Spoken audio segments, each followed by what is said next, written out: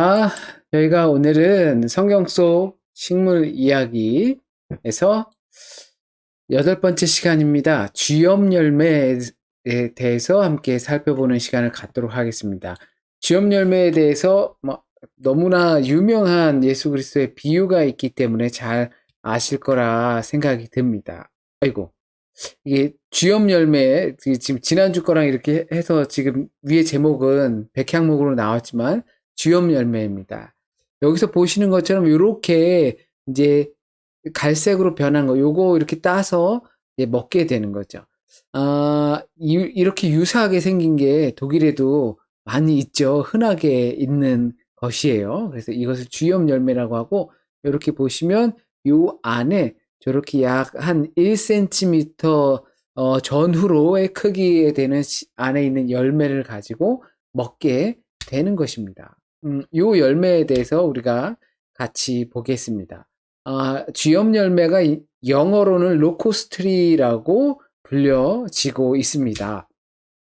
아, 요한에 대해서 마가복음 1장 6절에 보면, 요한은 약대 털을 입고, 그리고 허리에 가죽띠를 띠고, 뭘 먹습니까? 메뚜기와 석청을 먹더라라고, 이제 세례자 요한에 대해서 그렇게 설명을 하고 있습니다. 이 세례자 요한은 SNF파의, 그러니까 광야에서 생활하는 유대 종파 중에 한 부류와 비슷한 행동들을 하고, 그리고 그 SNF파의 소속이 아니었을까라고 생각되는 자료들이 많이 등장합니다. 그 대표적인 것이 오늘 이 본문에서도 나오는 요한의 그 겉에 보여지는 모습과 요한이 생활 습관으로 보이는 식습관, 메뚜기와 석청을 먹더라라고 하면서 약간은 좀 그 청빈한 삶을, 또 그리고 광야의 삶을 이야기해주는 장면에서 나옵니다. 그런데 이 메뚜기, 과연 요한이 메뚜기, 정말 우리가 아는 그라스휘퍼라고 하는 그 펄쩍펄쩍 뛰는 그 메뚜기를 먹었을까 한번 살펴보길 원합니다. 만약에 광야에서 정진을 하면서 사는 사람이라면 움직이는 그 메뚜기를 잡아먹느라 또 얼마나 수고했겠습니까? 어쩌면 또 뭐 세례자 요한이 메뚜기를 잡는 아주 좋은 장치가 있어서 규칙적으로 그 장치에 가서 메뚜기를 거두고, 마치 이렇게 물고기를 잡기 위해 통발을 만들어서 강물에 던져놓고, 그리고 뭐 하루에 한 번 아니면 일주일에 한 번씩 가서 건져와서 잡힌 물고기를 먹는 거랑 비슷하게 했을지도 모르죠. 정말 메뚜기를 잡아먹었다면 그랬을 거예요.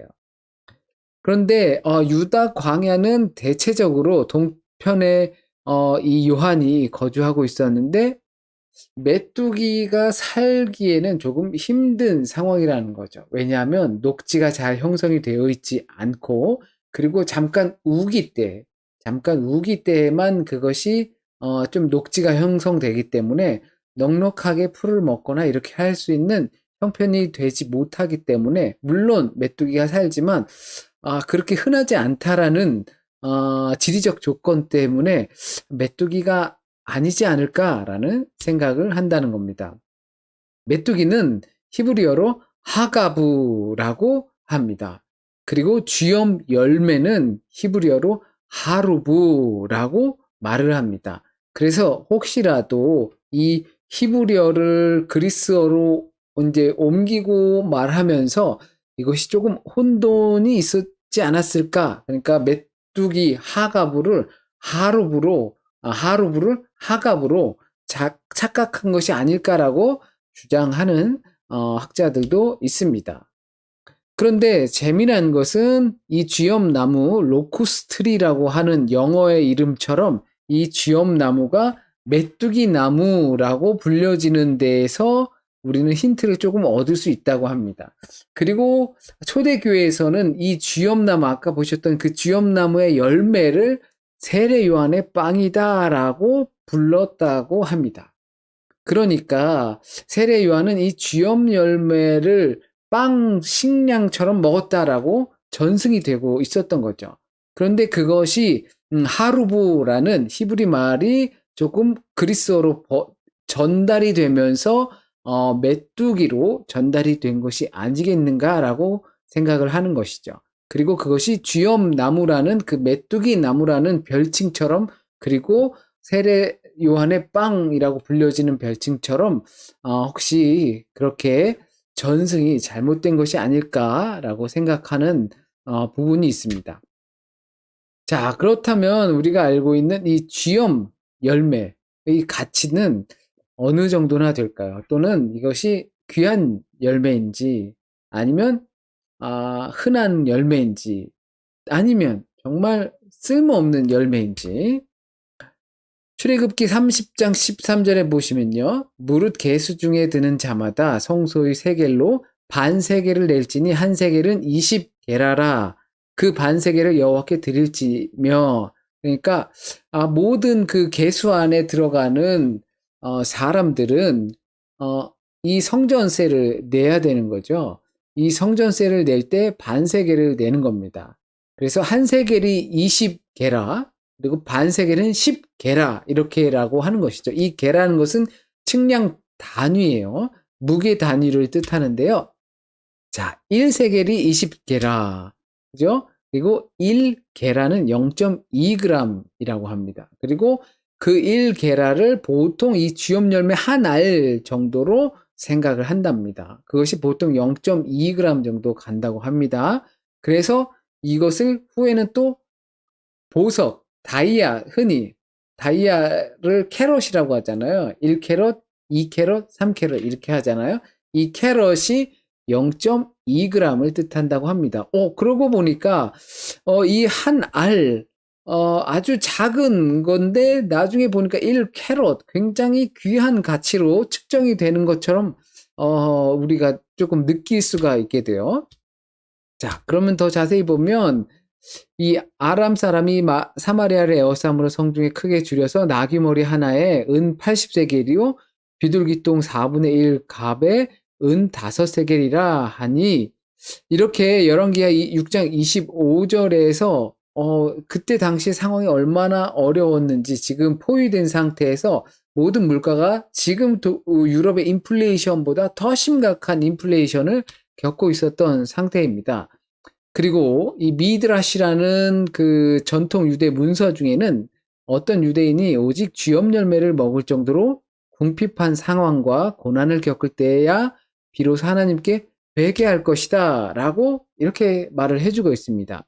또 이사야서 1장 19절에서 20절의 말씀에 보면 너희가 즐겨 순종하면 땅의 아름다운 소산을 먹을 것이요 너희가 거절하며 배반하면 칼에 삼켜지리라 여호와의 입의 말씀이니라 라고 이렇게 말씀해 주고 있습니다.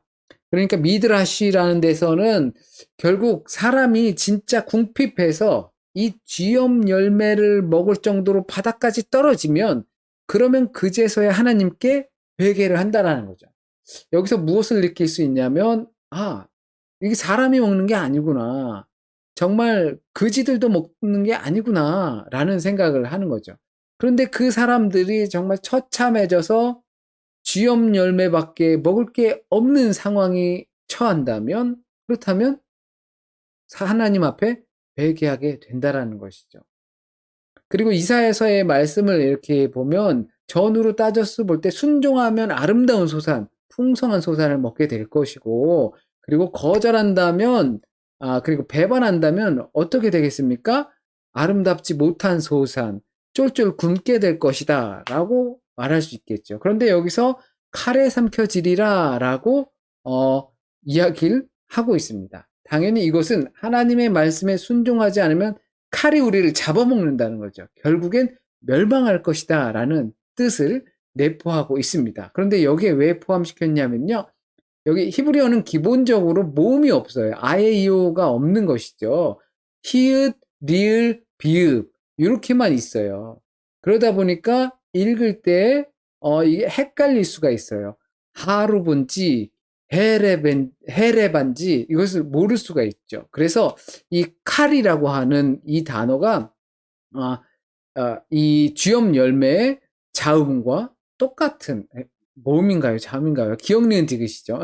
제가 헷갈리는데요. 그것과 같은 어근을 갖고 있기 때문에 소위 말해서 이사야가 이와 같은 언어 장치, 말놀이를 통해서 쥐염 열매를 먹게 될 것이다. 또는 칼에 삼켜질 것이다. 라는 것을 한 것이 아닐까. 그러니까 정확한 것은 알 수 없습니다만 결국엔 유대 전통에서 따르게 된다면 결국은 사람들이 먹지 못할 그 처참한 상황까지 처하는 것들을 표현할 때 쥐염 열매를 먹는다라고 표현한다는 것을 알 수가 있게 됩니다. 자, 이 쥐염 열매 성경에서 대놓고 나온 것은 한 번뿐입니다. 명확하게 표현되고 있는 것은 한 번뿐이죠. 바로 탕자의 비유, 돌아온 집을 나간 탕자, 집으로 돌아온 그 아들의 비유, 예수께서 누가복음에서 그 비유를 드시죠. 거기서 딱 한 번 그 쥐염 열매가 나옵니다. 등장합니다. 지금 보시는 그림은 잘 아실 겁니다. 이 렘브란트라는 화가가 이 돌아온 둘째 아들에 대해서 그림을 그린 상황입니다. 이 그림을 뭐 해석하고 할 수 있는 능력은 제가 많이 없습니다. 그러나 따뜻하게 맞아주시는 아버지, 그리고 지켜보고 있는 형, 주변의 사람들, 그리고 헐벗은 자신의 그 둘째 아들의 모습을 그리고 있는 듯 합니다. 여기서 쥐염 열매의 상황을 더 깊이 살펴보겠습니다.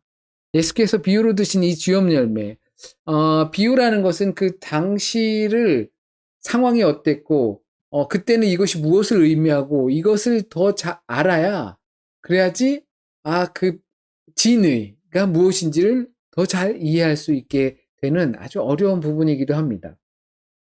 집을 떠난 탕자의 비유를 예수께서 드셨습니다. 집을 떠날 때 탕자가 어떻게 나갔습니까? 아버지, 저에게 주실 재산이 있다면 그 재산을 지금 당장 땡겨 주시죠. 라고 하면서 그 아들을, 우린 이렇게 잘 알고 있죠. 이거는 못돼 먹은 짓이다. 이거는 도저히 용납될 수 없는 짓이다. 아버지가 돌아가셔야지만 유산으로 받는 건데 그것을 미리 달라고 하니 아버지 죽으라는 말과 다름없다라고 하는 못돼 먹은 둘째 아들에 대해서 뭐 대충은 이야기를 하고 있습니다. 자, 그런데 그 재산 상속의 대부분은 무엇이었을까요? 바로 토지죠. 토지예요. 근데 레위기에서 모세가 이 토지는 하나님의 것이니 영원히 팔지 말지니라라고 말을 해주고 있습니다. 이것이 또한 희년법의 희년이 되면 그 토지를 모든 이들에게, 그러니까 원래 주인들에게 돌려주는 희년법도 있습니다. 노예를 풀어주고 그리고 또 빚을 탕감해주고 이런 것들도 다 있지만요. 그런데 이 아버지가 둘째 아들에게 상속을 물려주기 위해선 죽으면 아버지가 갖고 있던 토지, 그것을 아들들이 물려받는 것이죠. 그런데 아들이 미리 달라고 했으니 그 토지를 어떻게 해야 됩니까? 팔아야겠죠. 그 토지를 팔게 되면 어떻게 됩니까? 우리 가족에게 주어진 분깃을 떼어주는 것입니다. 남에게 줄 수 있게 되는 것이죠. 또는 이것을 아들에게 팔 수 있는 상황도 아니잖아요. 그렇기 때문에 하나님의 법을 직접적으로 어기게 되는 상황에 처한 것입니다. 자, 조금 더 살펴보겠습니다. 이 비유 속에 등장하는 쥐염 열매는 보통 그것을 끓여서 죽처럼 먹는 미드라시에서도 나왔던 최후의 식량으로 알려져 있습니다. 사람들은 잘 먹지 않는 식량이었다고 합니다. 그런데 여기 안에 뭐 영양분이 엄청나게 많다고 합니다.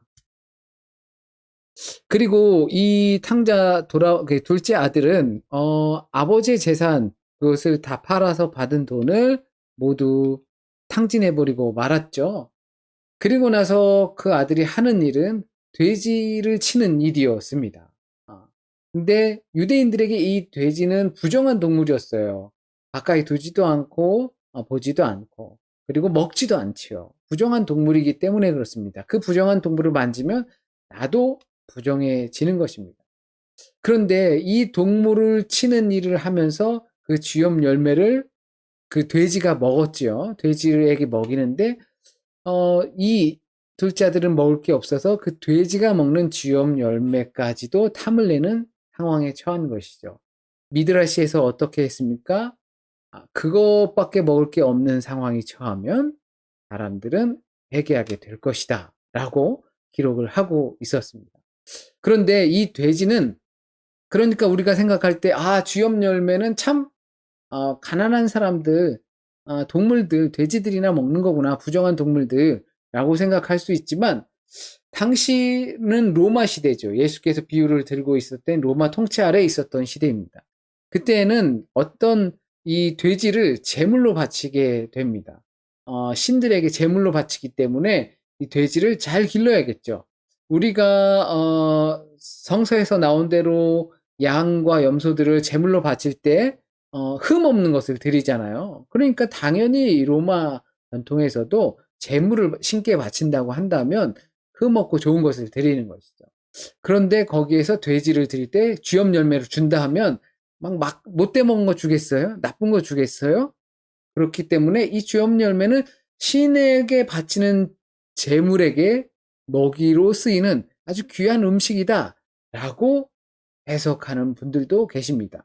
과연 이런 우리가 생각할 때 부정적인 이 돼지 새끼들이나 먹는 열매인가, 아니면 신께 바치는 이 제물이 먹는 귀한 열매인가, 우린 정확히 알 수는 없습니다. 고대 이집트에 신들에게 바친 이 열매 또한 쥐염 열매가 있었다고 합니다.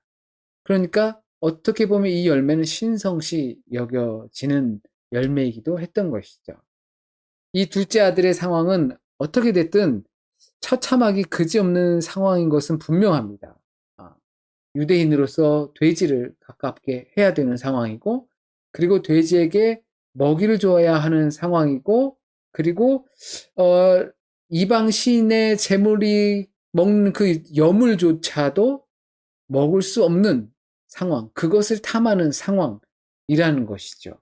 그렇기 때문에 이 둘째 아들의 상황은 쥐염 열매가 그러니까 귀한 열매든 아니면 천한 열매든 가난한 자의 양식이든 아니면 신께 바치는 양식이든 간에 정말 처참한 상황이라는 것은 그 쥐염 열매 하나를 통해서 알 수 있게 됩니다. 그러므로 이 쥐염 열매를 통해서 우리가 생각할 것이 있습니다. 아버지의 집을 떠난다는 것은 어떤 의미가 있을까요? 이 아버지의 집을 떠난다는 것은, 그러므로 우리가 원하는 것은 어디에 있을까요? 아버지는 어떻게 해도 떠날 것과 그리고 아들이 돌아올 것을 알았는가? 그것은 세상의 허무함이라는 것입니다. 아버지는 알았을 겁니다. 이 아들이 어떻게 한다 하더라도, 어떻게든 말린다 하더라도 떠날 것을 알았을 겁니다. 그리고 그 떠난 상황에서 다시 돌아올 것도 알았을 것입니다. 왜냐하면 우리가 살아가는 세상에선 우리가 아무리 욕심내고 그 욕심내는 것을 갖는다 하더라도 그 세상은 허무하다는 것은 결국 깨닫게 될 것이라고 보았기 때문인 것이죠. 결국 그 쥐염 열매는 내가 나의 것이 될 수 없는 것이었습니다. 쥐염 열매를 먹으려고 나간 것이 아니잖아요. 호위호화하려고 나갔을지 모르지만 결국에 쥐염 열매를 먹으려고 했던 것은 아니죠. 우리가 만약에 아버지 집을 떠난다라는 것은 내가 탕진하고 그 마지막이 안 좋은 상황이 되려고 아버지의 집을 떠난 것은 아니죠. 독립하는 것은 아니죠. 출가하는 것은 아니란 말이죠. 그러나 그것을 절대 가질 수 없다는 것은 쥐염 열매를 통해서 알 수 있습니다. 나의 것은, 내가 가질 수 있는 것은 아버지의 생명입니다. 아버지의 재산, 아버지의 살림을 나눠준 것은 아버지의 생명을 자식에게 나눠주신 겁니다. 둘째 아들이 달라고 했을 때 재산을 나눠주고 하지만 그때 아버지의 생명도 같이 나눠준 것입니다. 우리가 가질 수 있는 것, 그것은 곧 아버지의 생명뿐이라는 것입니다. 그렇기 때문에 그 생명을 우리가 갖고자 하는 그 쥐염 열매, 그것이 다이아든 그것이 아니면 천한 양식이든 그것과 아버지의 생명과 바꾸어서는 안 될 것입니다. 왜냐하면 우리는 종이 아니기 때문입니다. 우리는 자녀이기 때문에 그렇습니다. 자녀는 아버지의 것을 받고 살아가지 돼지의 것을 다른 신에게 줄 것을 그것을 탐하면서 살지 않는다는 것입니다. 주연 열매를 구하는 삶을 살지 않는 저와 여러분이 되었으면 좋겠습니다. 결코 쉬운 일도 아니고 그렇다고 해서 결코 우리가 못 해낼 일도 아니라고 생각합니다. 우리가 아버지의 집을 떠나지 않고 아버지와 함께 거하며 또한 우리가 비록 떠난다 할지라도 결국 내가 원하는 것은 주염 열매가 아니었다는 것을 깨닫고 그것을 통하여서 아버지의 생명이 우리 안에 있다는 것.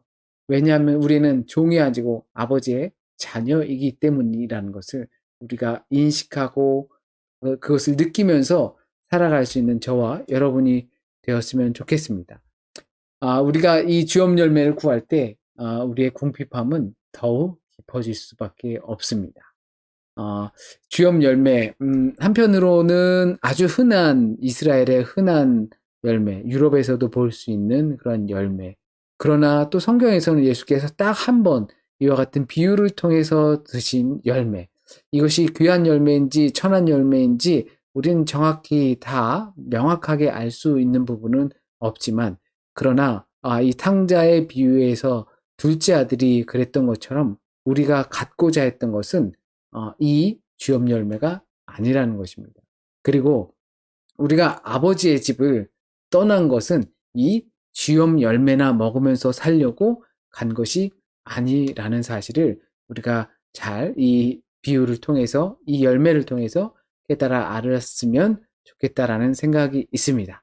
저희 이렇게 오늘 준비한 것을 마치도록 하겠고요. 그리고 혹시라도 함께 좋은 생각들이 있으시면 나누는 시간, 더 풍성한 시간을 갖도록 하겠습니다.